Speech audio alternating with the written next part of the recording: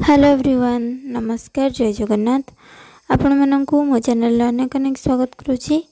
आज मैं आपण मन सहित गोटे रेसिपी शेयर करी जोटा कि आम घरे बना जाए जो स्टाइल चिकेन करी चिकेन आलू झोल जोटा कि मो बो बनाए मुझे देखी से रेसिपीटा आपण मान सहित शेयर करी कहीं मुझे शाशु घर किसी बनाए ना मत कि एक्सपेरिमेंट करने को इच्छा हुए जो थे मु पूरा पारंगम मत सेटा ही बनवा को माने पसंद लगे।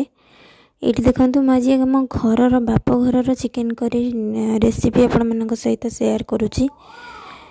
सब घरे किसी अलग अलग प्रकार बना हुए तो ये देखो तेल रे जीरा और सुखिला लंका को मुझे फुटे देली आ पियाज ये 5 ରୁ 6टी मुझे काटी ताको फ्राए होगापाई पकई दूची। ये चिकेन 2 किलो अच्छी तो मुझे हलदी लुण आउ लंका गुंड गोलैकी फ्रिज रे रखी आधा घंटा आगुरी। ये देखो पियाज को आम भलसे भाजवा पूरा माने ब्राउन करवानी।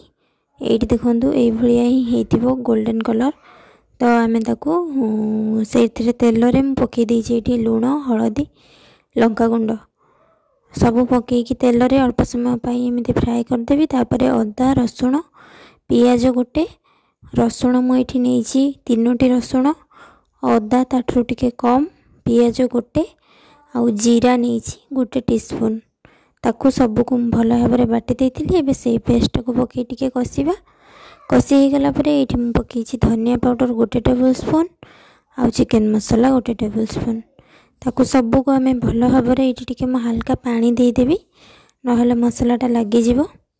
तो यहाँ मु ब्रॉयलर चिकेन नहीं जोटा कि बहुत कम समय रे सीझी जाए कुक होगापाई बेसी समय निएनी। ये देखो मसलार कलर केते सुंदर आसी जेहेतु मु लंका गुंड पकई देती तेल रे तो से एते सुंदर कलर आसी। तो आम पाउडर मसला पकईले ना मसलार किसी भी मॉइस्चर नहीं तो अल्प टिके पानी देकी ताको भल से कषिदबा। जिते आप हल्का हल्का पानी दे देकी मसला को कषिबे मसलार बास्नाटा से बढ़िया चारिआडे महकिब। ये मु 2 थर आउरी देइथिली पानी तो मु वीडियो बेसी लंबा हो बोली देखैनी। ये देखो मसला रेडी हो गला परे से चिकेन को ढाली देकी चिकेन को आम कषिबा। चिकेन को आम टिके घोड़े देबा 2 मिनिट पई हाई फ्लेम रे घोड़े देबा जहाँद्वारा कि चिकेन जहाँ सब रोगन थाए सेटा पूरा ऊपर को उठी आसे तार जो पानी गुड़ा। ये देखो केते बढ़िया भाव में सब जाक पानी ऊपर को उठी आसी आहरी आम कषिला टाइम रे आहरी पानी बाहर तो ये बाहरी तो आम टे मिसईदबा हाई फ्लेम रे ही रखा तो ना चिकेन अधिका सीझीज कषि है बेलू। ये देखो आम ये पकईदबा भाजिकी रखी मो आलू जी मोर आवश्यक क्वांटिटी तो मुझे भाजिकी रखी से आलू को देदबा। आम घरे सब बेले भजा आलू पड़े तो मुझे भजा आलू ही पकाउची। आ ये तरकारीटा एते सुंदर टेस्ट होता पूरा मोर घर कथा ही मन पड़गला। ये रेसिपीटा मो बापा ठारू ही शिखी कहीं चिकेन हेले बापा ही बनाते।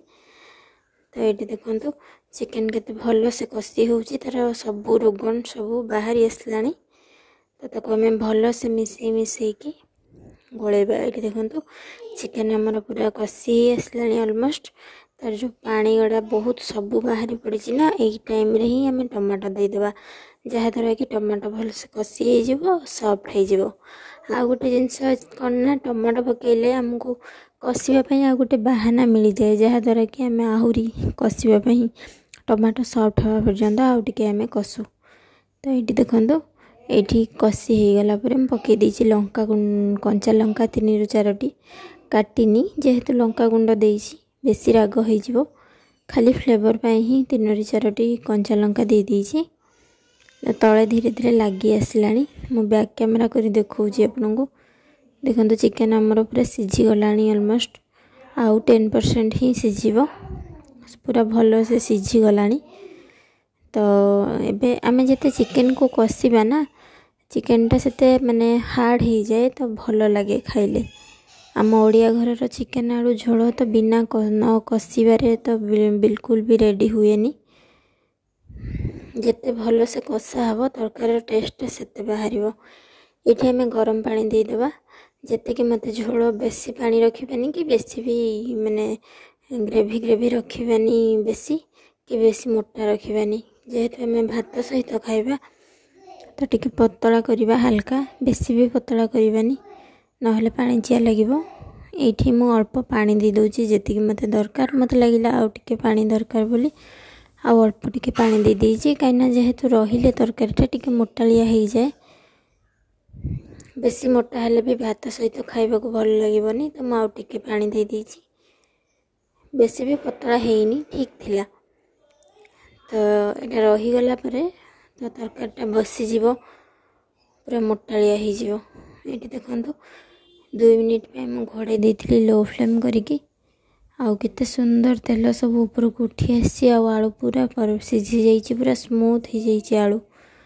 ଆଉ କେତେ ସୁନ୍ଦର ଦେଖାଯାଉଛି ତରକାରୀଟା। ଆମର ତରକାରୀରେ କିଛି ବି ଗୋଟା ମସଲା ୟୁଜ୍ ହୁଏନି। ଏଇ ଯେଉଁ ଗରମ ମସଲା ପ୍ୟାକେଟଟା ମୁଁ ପକେଇବି ନା, ସେଇ ଗରମ ମସଲା ହିଁ ମିଳୁଥିଲା ଆଗରୁ, ସବୁବେଳେ ସେଇ ଗରମ ମସଲା ହିଁ ପଡ଼େ। ଆଉ ଏଇ ଗରମ ମସଲାଟା ନା ବହୁତ ବଢ଼ିଆ ଫ୍ଲେଭର୍ ଦିଏ।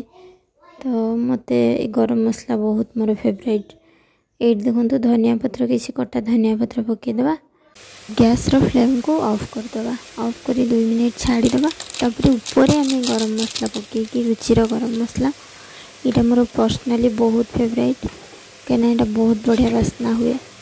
ଆଉ ତାକୁ ପକାଇକି ଘୋଡ଼େଇକି ଛାଡ଼ିଦେବା 5 ମିନିଟ୍, ତାପରେ ବାଢ଼ିବା। ସାଙ୍ଗେ ସାଙ୍ଗେ କେବେ ବି ରାନ୍ଧିକି ସର୍ଭ କରିବେନି, ନହେଲେ ଟେଷ୍ଟ ବିଲକୁଲ ବି ଆସିବନି ସେଇଭଳିଆ। ଯଦି ଆପଣ ରାନ୍ଧିକି 5 ମିନିଟ୍ ଘୋଡ଼େଇ ଦେବେ ତାପରେ ସର୍ଭ କରିବେ ତ ତା'ର ଅରିଜିନାଲ୍ ଟେଷ୍ଟଟା ହିଁ ବାହାରେ। ବହୁତ ବଢ଼ିଆ ଲାଗିଲା ଭାତ ସହିତ ଚିକେନ୍ ଆଳୁ ଝୋଳ। ଆପଣଙ୍କୁ କେମିତି ଲାଗିଲା କମେଣ୍ଟରେ ନିଶ୍ଚୟ ଜଣାଇବେ।